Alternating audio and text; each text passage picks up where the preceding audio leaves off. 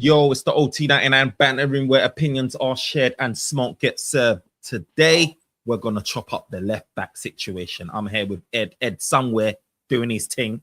Waiting for Ed. Where's Ed? Holler at Ed. Where's he at? Nobody knows. Lost and found man them. Looking out for him. There he is. There he is. He's there. He's sorry, I had to get some water, man. Bruv, them ones there, you know. See the professionalism, bruv. You see them one there. Jeez. No, I'm joking. Man like Ed, big up yourself. What you saying? Yeah, much, bro. How you doing? I'm good, man. I'm good, bro. I was saying earlier, like, we just need to chop it up. Obviously, we went through the midfielders, we've gone through the wingers, the forwards, and now we want to go through the left back situation. So where we're being linked the most, you know what I mean? And in terms of players, you know what I mean, and those positions specifically. So yeah, I wanted to go through, man. I wanted to talk about El Hadj Diouf. I wanted to talk about Miles Lewis Skelly. I wanted to talk about Lewis Hall, obviously, and just talk about some of the pros and cons and whether they're good fits for Manchester United. Do you know what I mean? Yeah. Potential price, and just go through a little bit about them. So we'll start off with El Hadj Diouf. Look, El Hadj Diouf. Let's start off with Mr. El Hadj Diouf, because this guy is kind of like low key, to be fair. I don't think many. I mean, I heard about him when I was listening to a podcast of I think that one of the athletic podcasts I was listening to. I think it was Carl Anka or someone like that. He mentioned El Hadj Diouf. He says, you know what? Yeah, I'm going to talk about this guy. He's a guy to get. The media's not on him right now. No, but trust me, they're going to be onto him soon.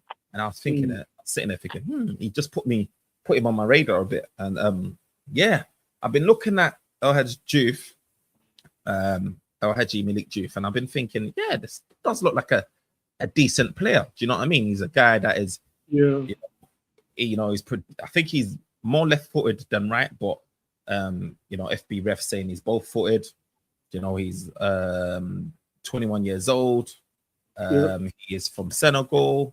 Obviously currently playing for West Ham. He's on roughly 35k a week, and his contract expires on the 30th of June. Now, immediately, Ed, man, when I hear of El Hadj Diouf, like, I'll talk about some of the pros and cons what I think about him. But immediately, when I think of El Hadj Diouf, I'm thinking of Senegalese. Another player that when AFCON kicks off, United's going to be burning. You know what I mean? Like, burnt.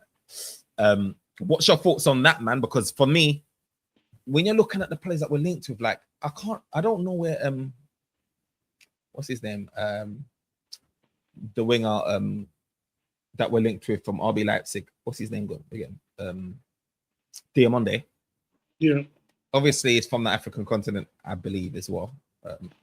Probably 90% sure it's from the African continent. So it's when, like, when AFCON kicks in, bro, you're losing Mbumo, you're losing Ahmad. You're telling me now we're losing. But the problem is they're changing the rules, isn't it? They're saying AFCON's going to be in the summer now. They're saying, in the summer, so it doesn't affect the Premier League season. Let me double check, but I think it's going. They're looking to take it to the summer. Official AFCON next edition will take place in 2027, right? And yes, it will be in the summer. CAF president has confirmed AFCON will be played next year, not 2028, as being speculated. The tournament will run from June the 19th to July the 18th, and it will be jointly hosted by Kenya, Tanzania, and Uganda. So they're looking to change it because of the whole January thing for a lot of teams. Oh, fair. I mean, that will help massively. I heard it's going to be moving every 4 years now instead of every 2 years. Yeah. So from 2028, it'll be. Basically from the next one, it'll be every 4 years. Oh, that's helpful. Then it removes that risk, then that issue that I had. So, look. But then it's in the summer as well, so we don't have to worry about that. Right. No, I heard that. I mean, with El Hadj Diouf, for me, man, what's your thoughts on El Hadj Diouf? Let me take him off the screen. What's your thoughts on him, man? I think he's young. He's a solid player. I watched him a couple of times, and I watched when Man United played West Ham, and he done very well against Diallo. Like, he's quite physical. He's fast. He gets stuck in. He's very athletic as well. So. Yeah, I agree, man. I feel like he's he's young, so he fits the profile of the type of players we're trying to invest in. He's physical as well, so he's tall. He's what is it, 183 centimeters? I don't know what that translates to in feet. But how tall did you say he is? 183 centimeters. What does that translate to in feet? 6 foot. So you get me, for a left back as well. That is a decent size, and where Man United's been suffering from height, you know what I mean, and physicality, I feel like that's a big bonus. So he's 6 foot. Do you know what I mean? He's 6 foot. And his weekly salary is only 35k, like I mentioned earlier. So it's something that you can do there where you're not going crazy, and that is via Capology. If you take that with a pinch of salt or not, I don't know, but he's decent. So he's a guy that played for Slavia Prague. He first started off in the Norwegian league. I think it is Tromsø. Then he went to Slavia Prague. He played a few Europa League games there, and league games there. And then he went to West Ham in the 25-26 season. So he's very fresh off the market, and he's already attracting quite a lot of attention. I think one of the key things from watching him as well, look, he's got 5 assists in all competitions right about now. And the key thing that stands out of him is his ability to whip in that ball, man, with the left peg. Yeah, he's a set piece taker. I think he takes some free kicks and he takes corners sometimes. Look, for me, I think his delivery is immaculate. Like his ability, and Man United, we've been struggling with guys that know how to get balls into the box. Do you know what I mean? Like put crosses in the box, especially when we've got guys now like Sesko. Do you know what I mean? Sesko's up there ready. His movement in the box is great. We've seen how he's able to get on the end of a cross from Dorgu, for example, before he got injured. Do you know what I mean? His movement is excellent, and you've got guys like that in the box. Whether you're putting it in the air, whether you're putting it on the ground, Sesko's ready to gobble it up. So I feel like someone like him will be a great addition for the price as well. And West Ham, you think West Ham, they're fighting relegation at the minute. Yeah, it all depends where they end up. But you know what? Just seeing him, he's really good on one-on-ones as well. Like he's quite strong. It's hard to beat him in terms of getting the ball past him because he's quick. Defensively, he's direct. He's direct. Yeah, he's a good option. And he provides that natural whip. Do you know what I mean? Like when you're talking about guys that can go to the byline and whipping across, United's been dying for that. Guys that can run on an overlap. Do you know what I mean? And it's not a lot of these fullbacks these days, and we'll get into some of them now, but a lot of them is inverting. You want guys that can run off Cunha if that's the guy that's playing on the wing, or can do bring in a Diamonde, whoever. These guys like to cut in. Well, I mean, Cunha likes to cut in. He's only 20. He's only 21 as well. So, ceiling, isn't it? Room for growth. So, look, for me, man, what's your price where you're saying, do you know what? I won't go no more.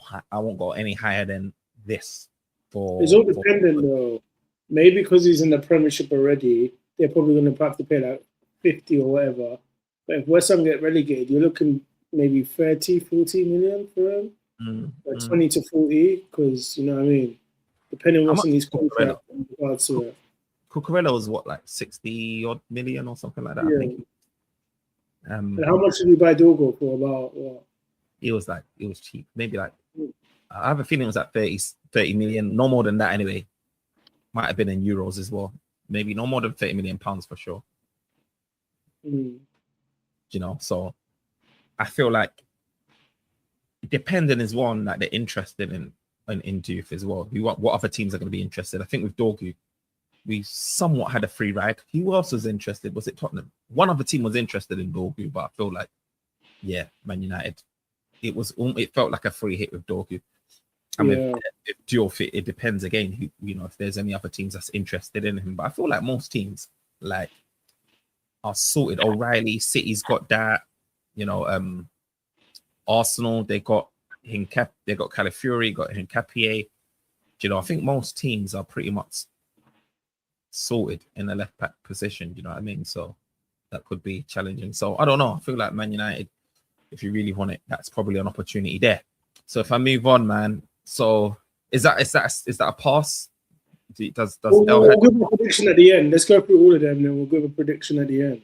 All right, cool. Let's go through the next guy on our list, the next guy on our list is none other than, where is he at? Let me bring him to the table.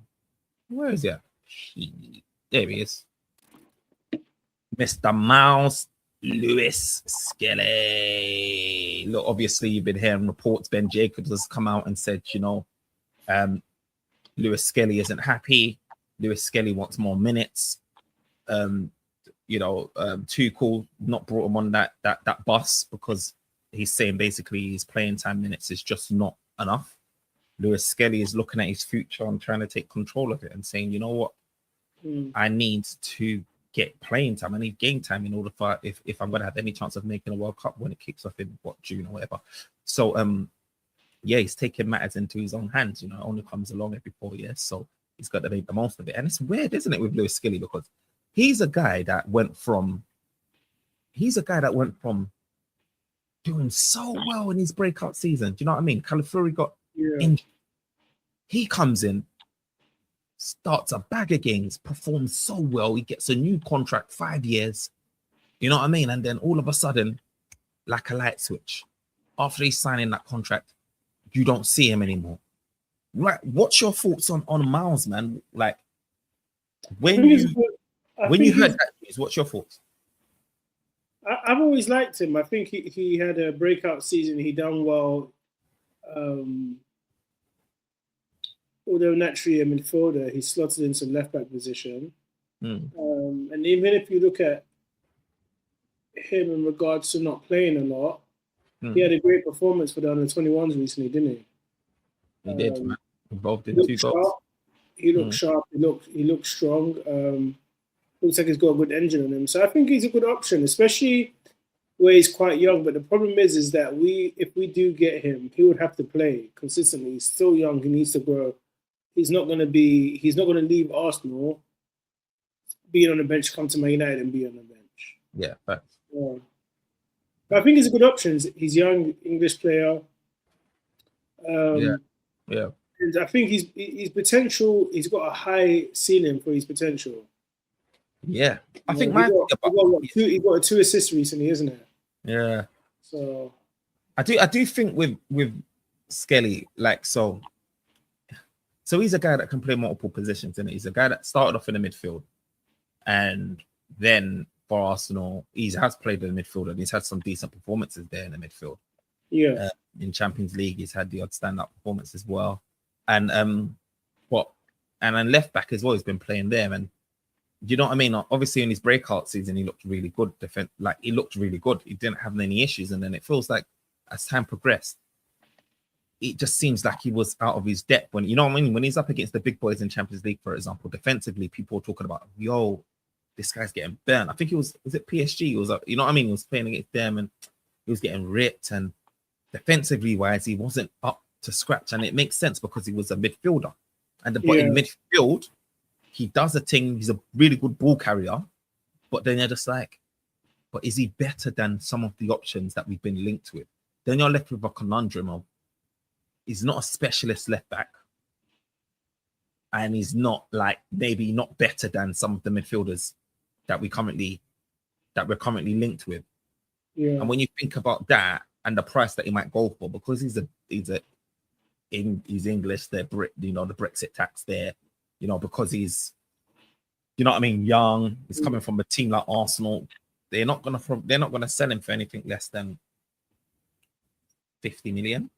Do you know what I mean? And it's a big amount to fork out. Do you know what I mean? So especially that he just signed a 5-year contract as well. Exactly. Because if you spend that type of money, 50 million on Skelly, you're not playing him. If you're playing him in the mid, he's gonna want starts, for example. But you've got your 2 A-class signings above him, right? So you've got say you got your Tonali Anderson paired against Maney, and then you've got Skelly, who's going to be competing with the other midfielder, do you know what I mean? He's not going to get the starts that he wants in midfield because he's probably, we ain't seen enough of him to say he's better than any of these other guys. Do you know what I mean? Yeah. And then left back, we're just going to be complaining if he's getting ripped. So it's a big investment, man. I think with him, it depends on the price for me. Yeah.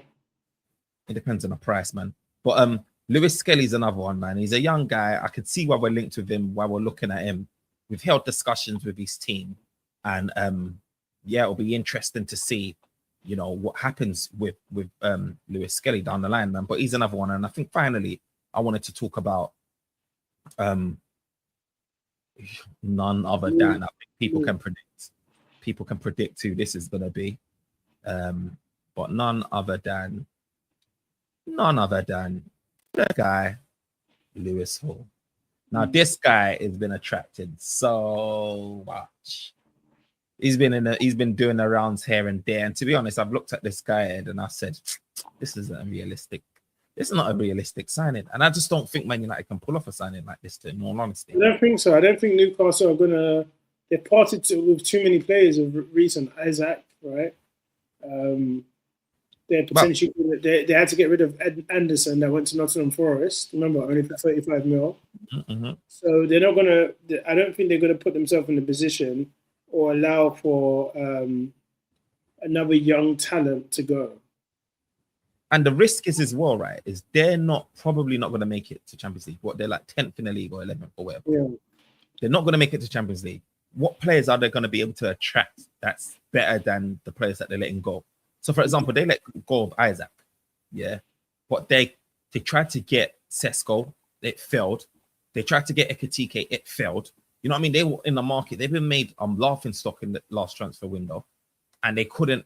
And there's many other players that they failed. Do you know what I mean? And they couldn't pull it off. Semenyo, whoever they're after, it didn't work. So what's the likelihood that they're going to be able to upgrade on or even equal Lewis Hall? Slightly, they're just weakening their resolve, weakening their position. They ended up with Volta, no disrespect, and Wissa. You know what I mean? And it hasn't been great season for any of them. So and it's reflected on their league table status right now. So it's tricky as well, and especially where they're being linked with. Well, obviously they have to make a significant sell, but I'm hearing that Lewis Hall is not on that list anyway. It's going to be someone between Bruno G, Tonali, or yeah, maybe a Gordon, but it's not going to be Lewis Hall.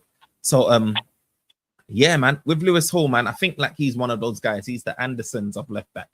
He's the guy that probably ticks all the boxes for going forward defensively as well. He's a bit more well-rounded, isn't he? And he's probably someone that, you know, I mean, ideally, if Man United had the opportunity, they'll snatch at it. But we've just got other priorities at the minute. That's just bigger than him. Do you know what I mean? Yeah. We've got Shaw that can play left back. We've got Dorgu coming back from injury as well, but he can. And then we're playing with Diego Leon. You got Diego Leon, 19, 100%. And then so it might be good because the problem is that Shaw won't be able to play. Oh, your internet was internet in there, bro. Yeah, Libra mobile. Yeah, can you hear me now? Yeah, Libra. Yeah, you're back.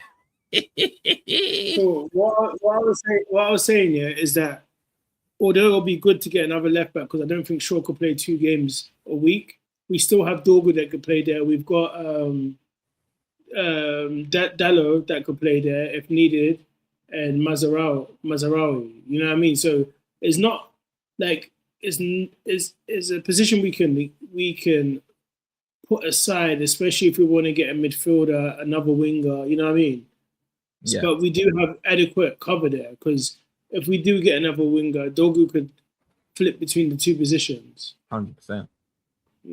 And I think yeah. So it's an interesting one as well, because I know we've been linked with Lewis Hall and everyone seems to want Lewis Hall. And I was just looking at like some of the stats. Like if I quickly share my screen, I'm just looking at Lewis Hall's. Let me go. Where is he at? 1 second. Let me just quickly get him up. Lewis.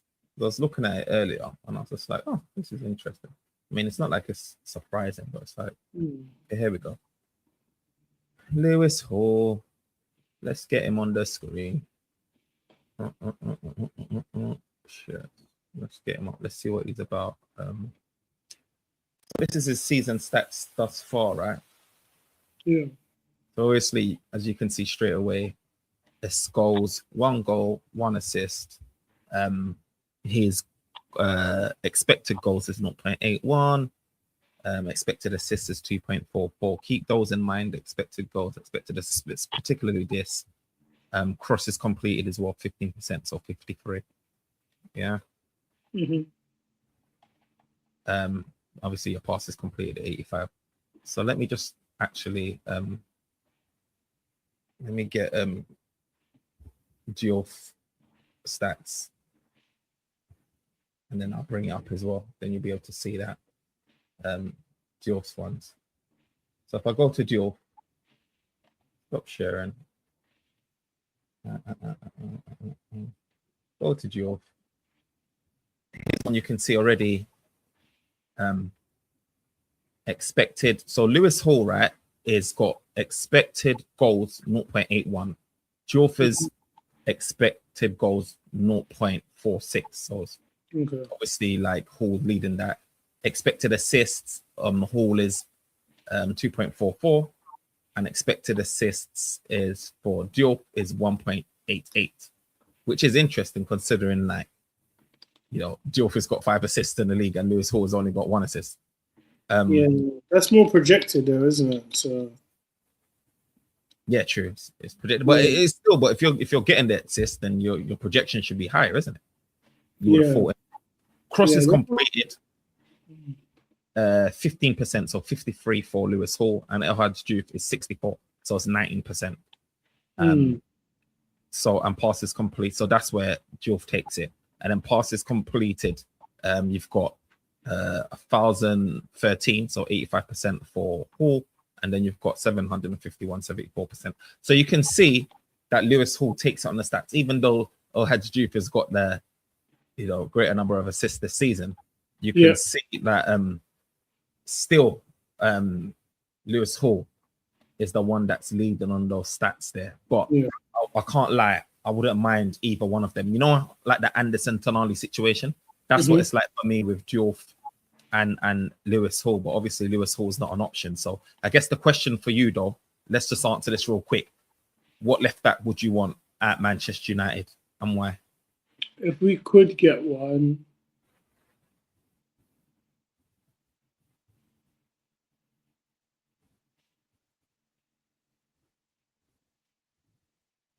maybe Skelly and Hall. It'll be between Skelly and Hall. Yeah. Mad team. Choose one, bro. You can't say between, bro. Pause. Choose one. Okay, what's a realistic thing will be Diop, if I'm honest, right? Because Lewis Hall, I don't think Newcastle will send him to Man United. Like, and then I also don't think I don't think they will. I don't think they will because they've lost so many players, right? We don't get him. City's getting him. One of these other teams are getting him. Yeah, and I don't know if Arsenal would sell Skelly to us. Yeah. With Skelly, I feel like Lewis Hall, I've already written him off leaving this season. By the way, it's just maybe Diop. He's still young, powerful, strong, young. You know what I mean? High attributes, and the way we want to be pressing, he might be because he's still a natural left back, isn't it? The problem with Skelly, he's not a natural left back, so he's still learning the trade, but he's a good player. So I don't know. Maybe I'll go for Diop. You know, maybe it might be an unpopular thing, but I'll go. My choice might be Diop. Yeah, that's the thing. I feel like if you're gonna have to definitely not sign a left back this season if you want to have any chance of getting Lewis Hall, because if you get someone like Diouf, your left back position's taken care of between him and Dorgu. It's taken care of, innit? And Diouf, like, I don't think it's a bad move. I feel like I'll go for Diouf because I don't want to risk missing out on Diouf on the premise that we could get Lewis Hall and then never land him because teams like Liverpool come in. You get me? Depending if Kirkus is doing well or not. Do you know what I mean? There's going to be so much competition for Lewis Hall. European teams are going to be in the mix as well. Like it just feels like one of those targets that Man United might not land, and I'll rather just get Diouf in there right now to be doing what he needs to do. Like you said, it's a good opportunity. They're fighting relegation. if they do get relegated, it adds a bit more incentive for us to go out and get him. You get me? And I feel like we can get him for a decent price. I feel 40 odd million or less should be a number that we'll be able to acquire him. So, you know, Man United's probably going to have about 250 plus million to spend. If you think about, we had 65 million to spend on Semenyo that we didn't spend. We've got another 100 million coming in from Champions League. But if you're being reserved 50 million from that, then you've got the sales of Rashford and that's 80 million euros, which is probably about 70 odd million pounds or 65 million pounds. So if you add all of these figures in, and then obviously our transfer budget for this year as well, Man United could have a decent amount of money. Ugarte sell, as well, which can add an extra bit of money. Exactly, potentially. Then you've got the wages of Sancho's going, Malasia's going, and Casemiro. Yeah, so we can save them big money there. So when you think about those wages, some of them are like 15 million a year. If you take their wages and times it, like take 250, take 300k, times it by 52 weeks, you're on like 15 odd million. Do you know what I mean? Half that, whatever it is, you're saving big peas. So there'll be money. There'll be money saved. I feel like from the wages saved and Sancho's and all of these Casemiro's and Maguire's who saved money on his as well. Look, Man United could be saving an additional like 15 odd million, 20 million or around that ballpark. So there'll be money to save. There'll be money to spend still. So yeah, man. Look, guys, thank you for joining us in this discussion, man. Malik, Gio, we're talking about Lewis Hall. We've talked about Miles Lewis-Skelly. Let us know if any of them are even doable. Is Miles Lewis-Skelly using us just to get, in? Because I know he's Arsenal throwing free slightly. That's the vibes I get. Let me know your thoughts on it, man. Let me know your thoughts on whether Lewis Hall is even feasible. Would you hold off signing the left back and wait to put your hat in the ring next season when he becomes available? If he becomes available, let me know your thoughts, man, because it'll be an interesting viewpoint, man. Leave a like in the comment. Leave a like as well. Share as well. Turn on your notifications as well, and just join the chat, man. Let me know your thoughts, man. But until next time, peace, man.